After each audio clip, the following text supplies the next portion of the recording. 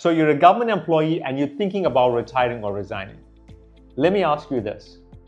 Do you want to ensure that you're choosing the best path? Do you want to make certain that you're paying the absolute minimum in tax? And do you want to ensure that you never run out of money?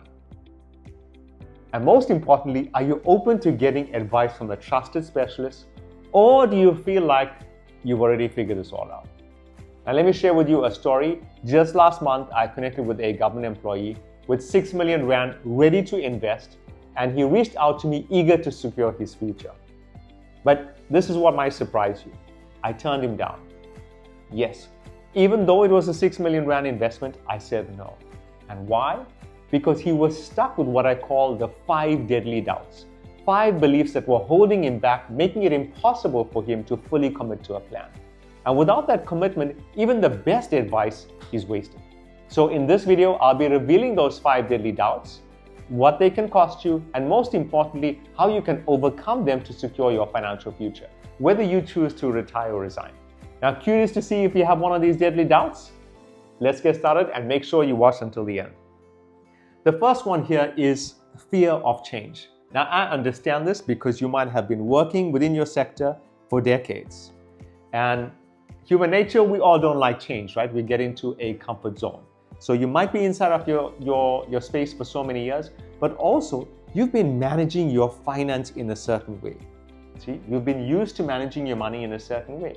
It's become a way of life. You've been managing your finance pretty much from the time that you started work, or maybe even way back when you were receiving an allowance, right? But from the moment that you started to gain access to money, you've been doing this on your own, or perhaps after if you have a spouse or somebody to guide you, but you have that type of guidance. Whatever it is, you have a working solution, something that's been your guiding light, and a system that you've been following all along. Now, the problem is when it comes to connecting with me, as what was happening with this member, is my goal is to look at how can I ensure that you are paying the least in tax? How can I ensure that you are investing money in a way where your capital is secure, especially if you're aiming at resigning? How can I ensure that you're able to leave a legacy if this is something that's important for you? And sometimes it might require, actually, in most cases, right, it requires an adjustment to the way in which you're doing things, right? Meaning, you might be following a particular path, you headed in this direction. However, in that direction, you would be paying the tax that you've been paying all along. You agree? All this while you've been paying the tax that you've been paying.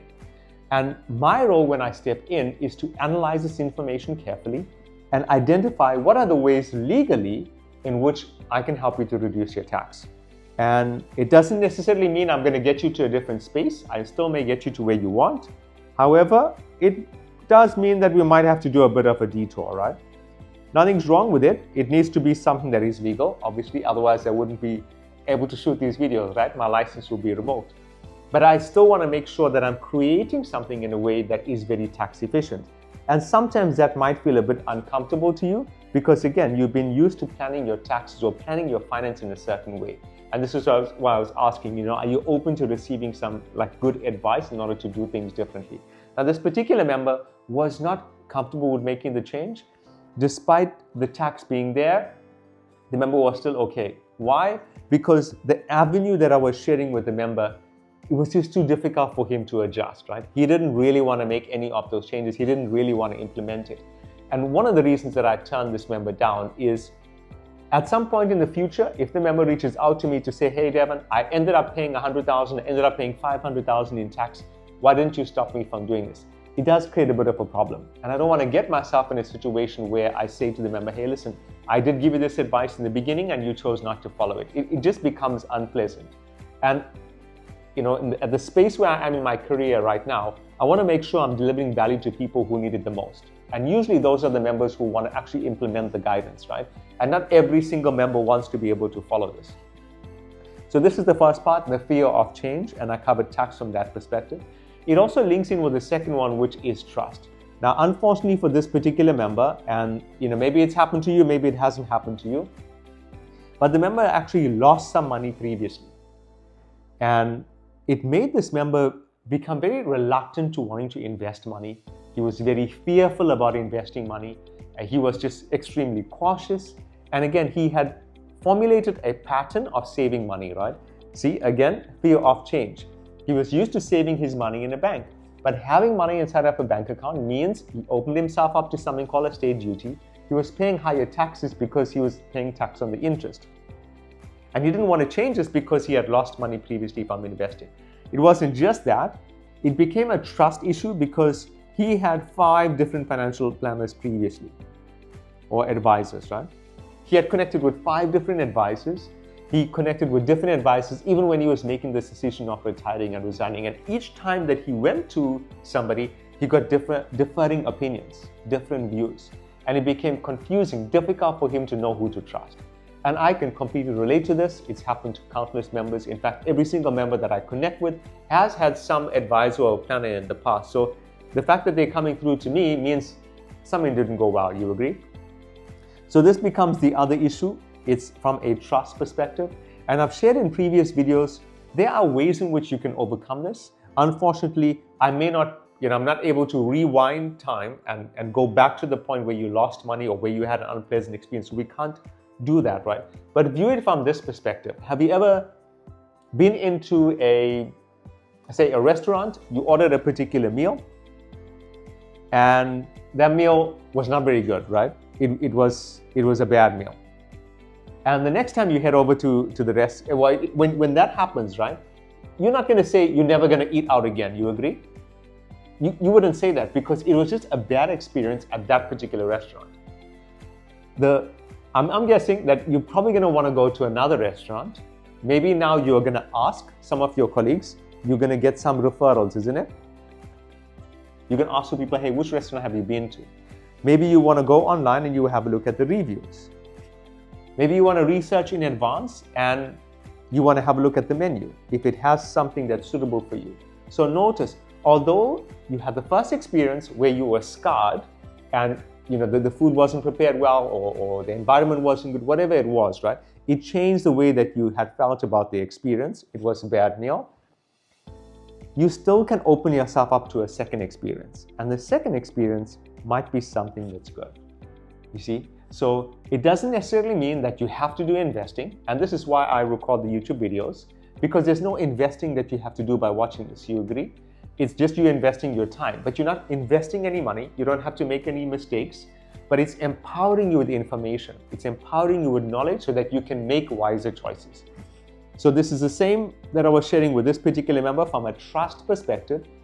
We can't really go back. I can't recover his money. I can't go back and explain what happened with the previous advisors and why the advice differed to my end. What I can say is I'm specializing in this field and I'll do the best that I can, right, to the best of my ability. And keep in mind, just like the example I used with the restaurant, sometimes you might have a bad experience. It doesn't mean that every single restaurant's a bad restaurant.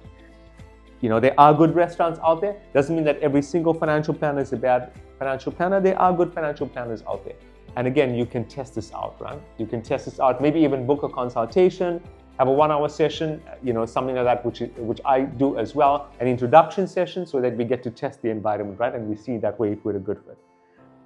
Then the third one, and this is interesting, and again, I can't blame him for this one because of having the trust issue.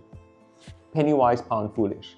I'll use an example here from a cost perspective and a tax perspective. When I was showing him what were the cost on resignation, I'm using figures to make it round and easy for you to understand. Say the cost for the resignation was $100,000 in my example, right? That was total all of the costs, including everything that needed to happen. Now, the member was extremely concerned about this having to spend this amount of money because, again, having had a bad experience in the past, it's very natural for that to happen. Let's face it, $100,000 in my example is quite a significant amount of money as well to outlay.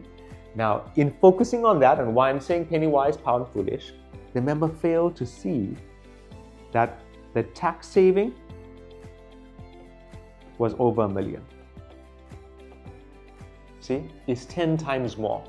So if you look at this carefully, the amount of savings that I can generate for this member from a tax perspective is 10 times more the income.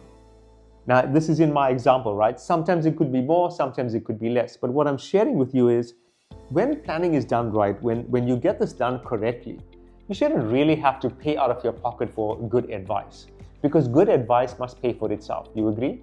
And the way I like to do this is from a tax perspective, saving on the tax costs, because it would have gone to SARS in any event. So we plan carefully and legally, of course. And then when we do this from an investment perspective, I also like to ensure that we grow in capital. So you can see, although you have costs, capital is growing, which means you're earning enough to cover your income, plus you're earning enough to cover the costs. So keep in mind, when you're going from this perspective, you're gonna have some costs either way, right? Whether you choose to retire or resign, someone's gonna benefit. Someone's gonna be earning an income. Someone's gonna be collecting something, either route, right? You just wanna analyze to see which option allows you to get the most leverage from it. Let's head over to number 3.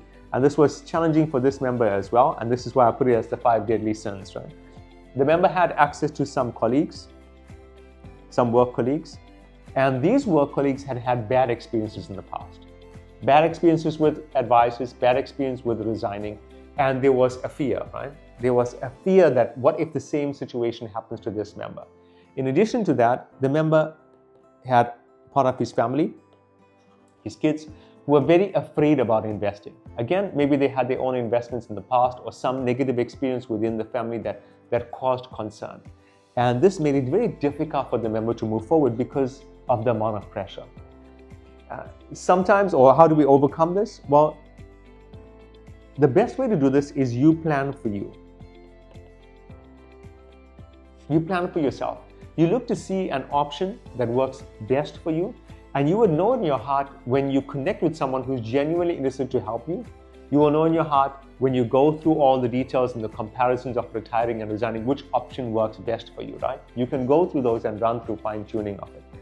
And let's look at the 5th one, and this is the lack of control. Now, very important for this particular member, because this member was always in control, right? Remember, as I shared with you at the start of this video, this member was used to doing things in a certain way. He had been accustomed to running his finances in a certain way. And here, he felt like he was going to lose control. And the secret I want to share with you is, when you get the resignation planning correctly done, you are always in control.